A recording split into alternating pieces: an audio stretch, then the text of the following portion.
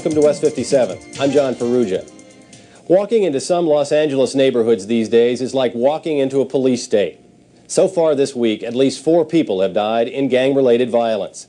Nearly 100 times that many have died in the past year. And more than half the victims were innocent bystanders.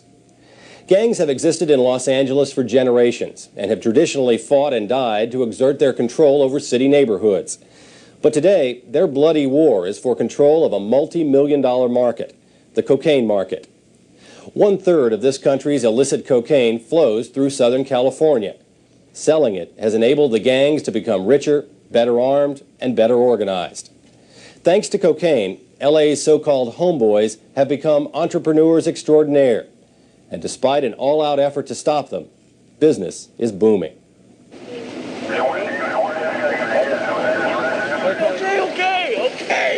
Okay. That's not necessary, man. Run to the car. Where are you guys on your way to? That's him. Except for he doesn't have his hat with him.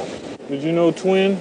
Twin, The one that got shot right back there? Yeah. You know him? Police estimate that there are now as many as 600 street gangs in Los Angeles County and 70,000 gang members.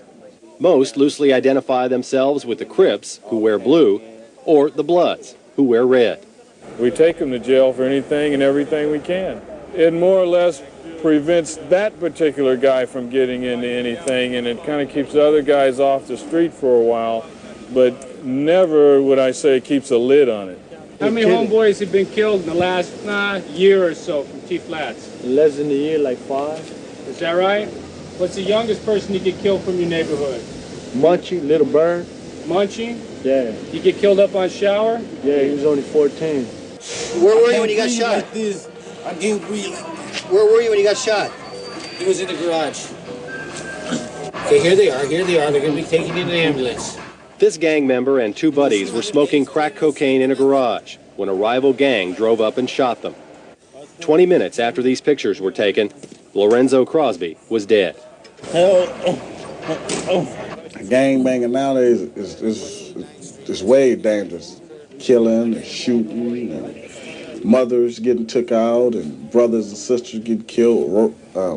Ride by shooting, innocent bystanders get killed. Charles Grimes, whose street name is Rock, joined a gang when he was 12 years old. Now, at age 20, he's in jail. Have you ever been the shooter in a drive-by shooting? Yes, I have. People get hurt? I don't know. You don't stand to watch to find out. Just keep going, you know. It don't. Some people it bother.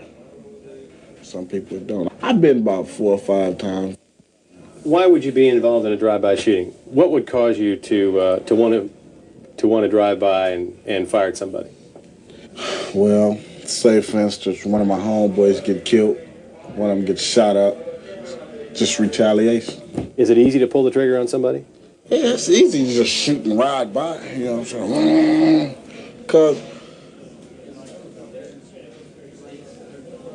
I mean, it's not really nothing to think about. You get all loaded and high. You just, I don't think I would ever do it in my right mind. I have to get real, I had to drink some beer and smoke some weed and stuff. I had to be intoxicated in order to go do something like that. Because if I'm in my right mind, I'd be called a party pooper or, you know what I'm saying? Every day, 365 days in a year, when I step out the door, you see what I'm saying?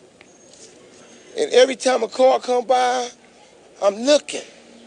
Every time, it never fails. Every car looked at millions and millions of cars. We might have looked at more cars than anybody in this world because afraid of a motherfucker riding up and shooting us.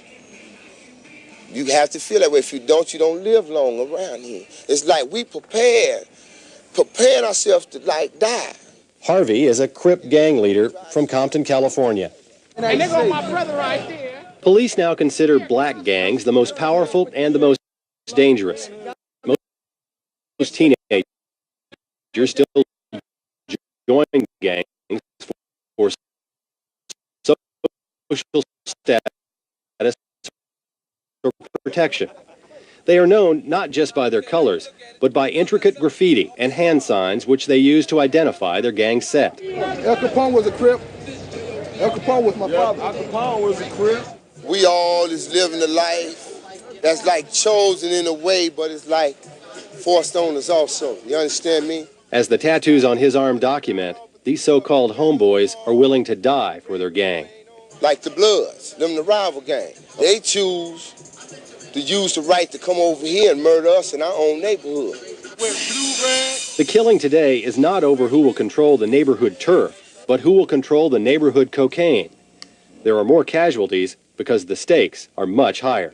It's incredible the amount of money that's out there.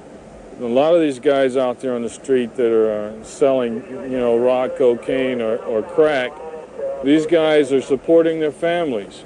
Some of these guys make more money than their parents make. Eddie Allen is with Operation Safe Streets, a special unit of the Sheriff's Department that patrols gang neighborhoods in Los Angeles County. There they go. Hey, Ron, you watch the car. I'm going to go around the other side. You the guy who ran the other night? No, it wasn't you. A lot of people on the street carrying beepers. You see a lot of people carrying beepers? My brother's a doctor. Your brother's a doctor, huh? Yeah, okay. Doctor what? Crack doctor? Kids as young as 12 years old carry beepers. They're connected to drug dealers with mobile phones who call them to make deliveries of crack cocaine. The dealers know that even if these kids are busted, they won't get any jail time because they're minors. Today, there's not a black gang in the city or the county that's not involved in narcotics. So, it's hand in hand. When the narcotics dealers set up, they just can't come into the area and start selling narcotics because the gang members won't allow it. They have to cut them in. And by having gang members there, that gives the narcotic dealer an organization that's already set up to do business. You know why you're doing this? No? I know why, but I wish not to even talk about it.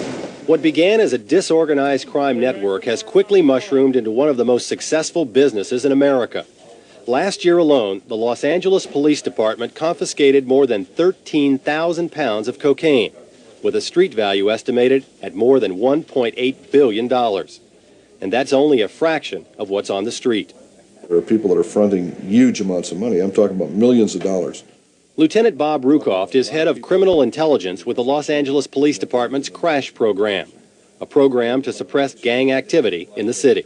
I'm talking about a lot of people that are running around out there with sophisticated weapons that are providing security and protection for the money and the narcotics that's out there on the street. I'm talking about exporting this trafficking not just throughout LA County or even Southern California, but all over the western half of the country. I'm talking about laundering money, investing it in a legitimate business to cover up the fact that it's been obtained illicitly, and moving tons of cocaine. And if that's not organized crime, then I'm not a cop.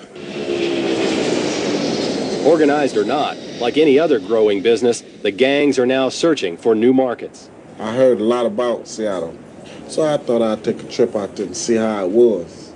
LA has too much competition, You got drug wars, you got gang wars, you got robberies, you got murders, you got all type of things happening.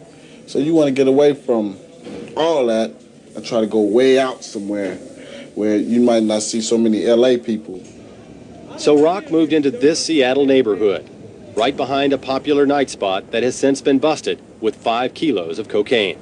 I've seen that you can make easily money up there quicker than LA, without less of a problem. People come up from California gangs, usually Bloods and Crips.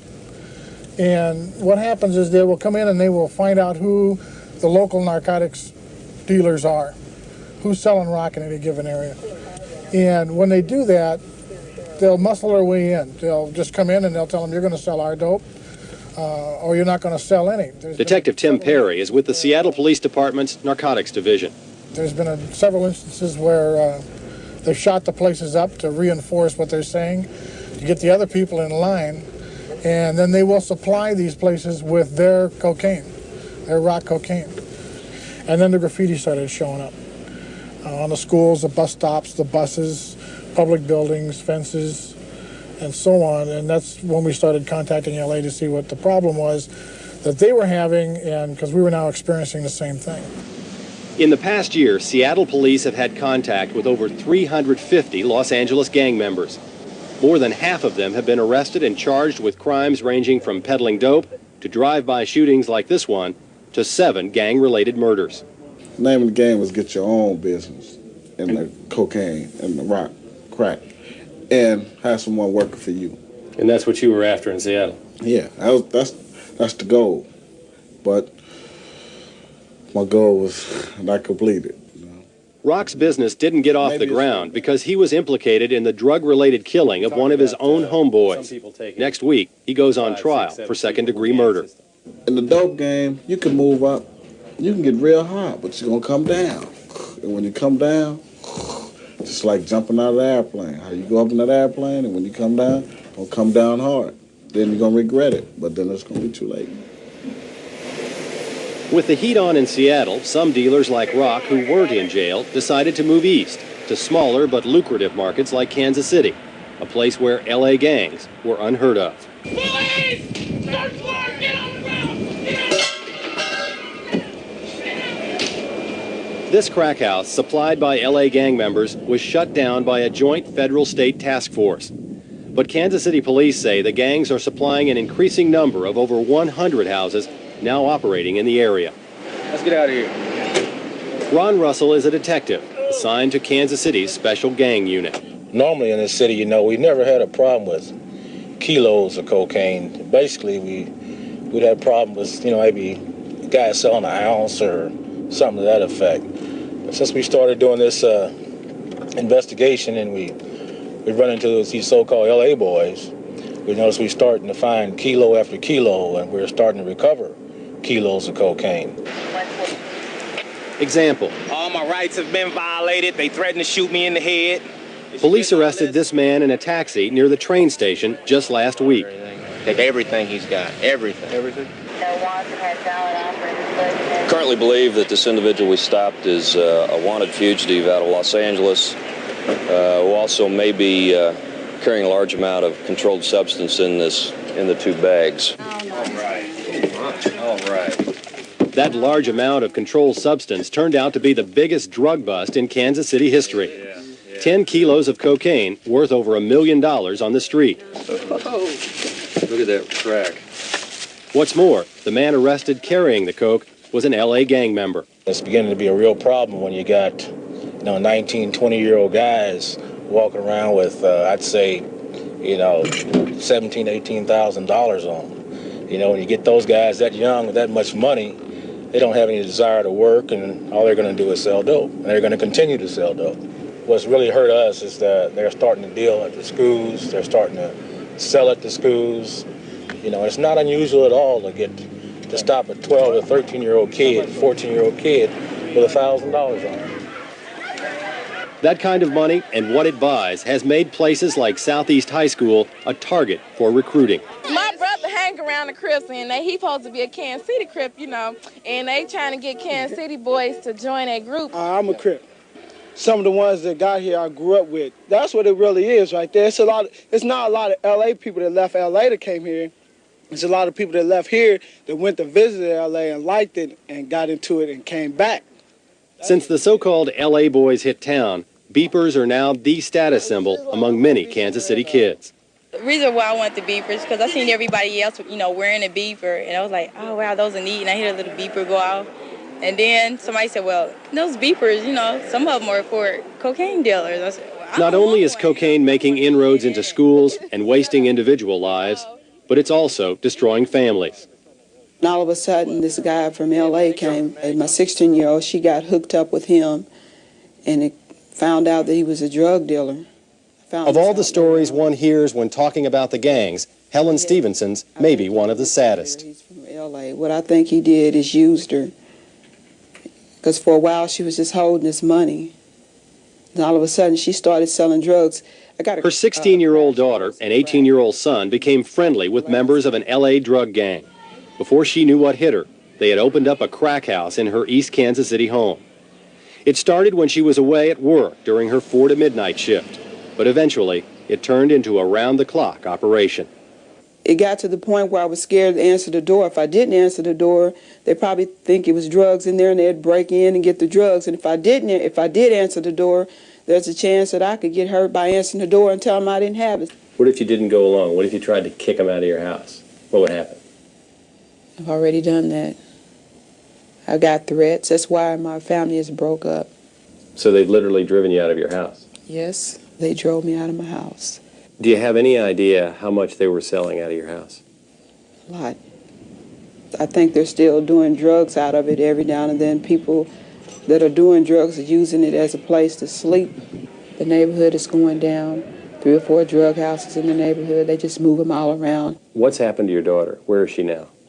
I turned my daughter into the juvenile court so that they can put her in a rehabilitation center. And the way it's going, she's going to be let out next week without any treatment. And what do you think might happen? I think she might get hooked back up with him again. What's going to happen to your son? I think along the line, my son, if he doesn't stop, that he's going to end up getting killed or kill somebody and end up in prison. One of my partners got killed last night, you know. They say it was drug-related, but I think it was this girl, man, you know. It was down on 30-something, you know, in front of his apartments, man, and somebody came by and just shot him up with an Uzi, man. They shot him with an Uzi? Yep. Hey, he ain't had nothing. Just gone. People get hurt because they might owe money for cocaine, or either they were dealing it and they didn't pay them all of it. You can be walking down the street by yourself and you'll get shot. You know, anything nowadays. They don't care. That's just the way life is. I lost my kids. I moved out of the house. Just about lost everything that I had behind it. We live on 12611 Bullis Road. Tonight in Los Angeles, like every other Saturday night, there are some 200 cops working the streets, patrolling the neighborhoods, trying somehow to keep the gangs under control.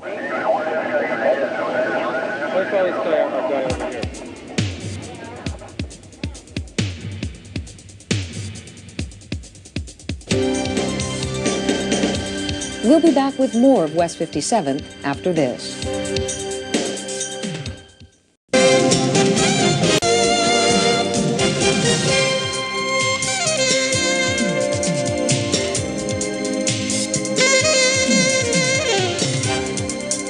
Hi, welcome to West 57. I'm John Ferrugia.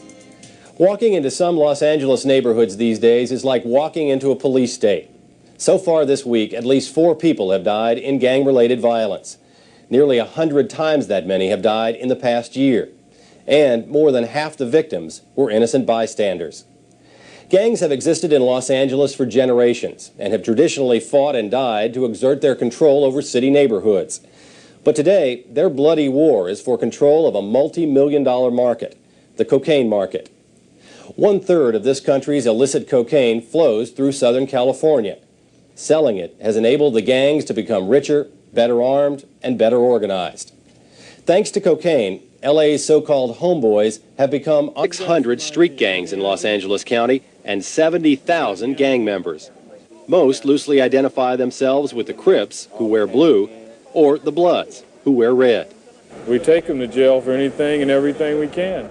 It more or less prevents that particular guy from getting into anything, and it kind of keeps the other guys off the street for a while, but never would I say keeps a lid on it.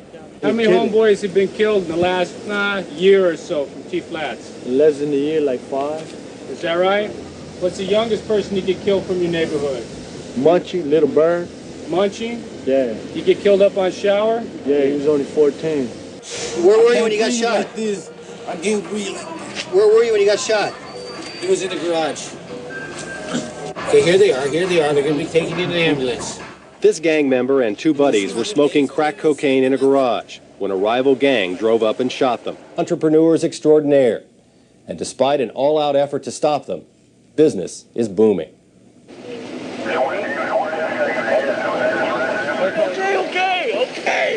Okay.